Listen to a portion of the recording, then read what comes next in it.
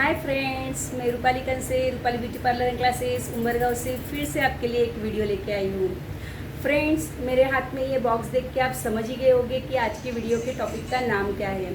हाँ, आप सही समझ रहे हैं, आज के टॉपिक का नाम है ब्लीचिंग। फ्रेंड्स, मैं बताने से पहले कि आपको मैं बताऊँ कि ब्लीच क्या है, कहाँ पे वर्क करता है, तो आप मुझे बताइए कि आपको क्या लगता है कि ब्लीच एक्चुअल में क्या वर्क करता है। जैसे मैं सलून चलाती हूँ, तो मेरे पास जो क्लाइंट आते हैं तो मुझे पहले ही उनके मन में एक डर होता है कि मैम हमारा फेस ख़राब तो नहीं होगा ब्लीच से, या फिर हमारे ये हेयर तो नहीं निकल जाएंगे ब्लीच से।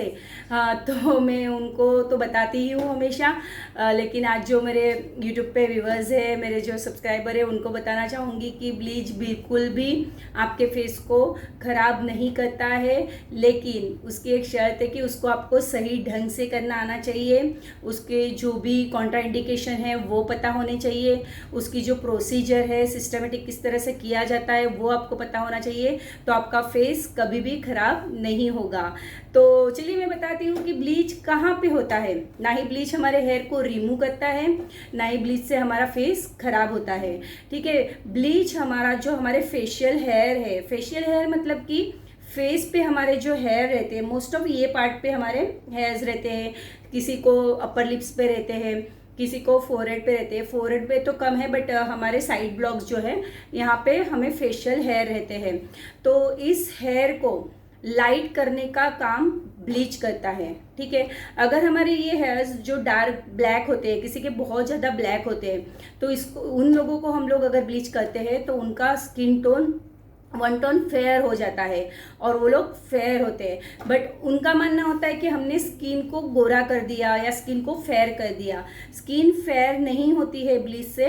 ब्लीच से हमारे जो फेशियल हेयर है वो लाइट होते हैं, और नेचुरली हेयर लाइट हो गए तो हमारा जो स्किन टोन है तो वन टोन फेयर दिखने ही वाला है। हाँ, दूसरी की बात कि आप सोचते हो कि फेशियल मतलब ब्लीच से हमारे फेस खराब होता है, डैमेज होता है। हो सकता है, डेफिनेटली हो सकता है। अगर आप लोगों को जो इसमें क्रीम है या एक्टिवेटर है वो आपने उसका जो प्रोपोर्शन है वो सही से नहीं मिक्स किया, या फिर कौन से स्किन में कितने मिनट तक रखना है, कितना लेना है, ये अगर आप लोगों को नॉलेज ना हो और आपने किसी क्लाइंट पे ब्लीच किया तो डेफिनेटली उसकी स्किन खराब हो सकती है। तो ब्लीच के बारे में नॉलेज होना बहुत ज़रूरी है, और हर एक कंपनी के ब्लीच का रिजल्ट अलग अलग होता है।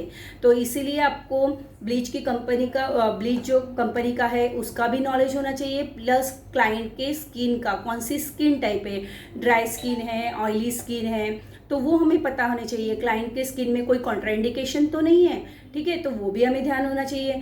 तो आप पूछोगे कि मतलब कि कहाँ पे कॉन्ट्राइंडिकेशन, मतलब क्या कॉन्ट्राइंडिकेशन, कैसे हो, मतलब क्या हो सकते हैं। तो कॉन्ट्राइंडिकेशन का मतलब है कि जिसकी स्किन ज़्यादा सेंसिटिव है, तो एकदम पतली है, रेडिश दिख रही है ऑलरेडी, या फिर क्लाइंट सामने से ही बोल देता है कि मेरी स्किन बहुत सेंसिटिव है, बट सेंसिटिव होने के साथ साथ उनके हेयर्स तो है, फेशियल हेयर तो है, तो उन पे करना चाहिए ना नहीं करना चाहिए।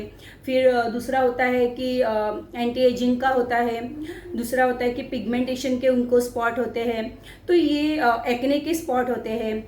तो ऐसे स्किन होती है, फिर एक्टिव एक्ने होते हैं, तो उस पर भी हम लोग को ब्लीच नहीं करना चाहिए। हाँ, एक्ने के सूखे हुए स्पॉट हो गए तो हम लोग उस पर ब्लीच एक बार कर सकते हैं, बट एक्टिव एक्ने हो गए तो हम लोग को उस पर ब्लीच नहीं करना चाहिए।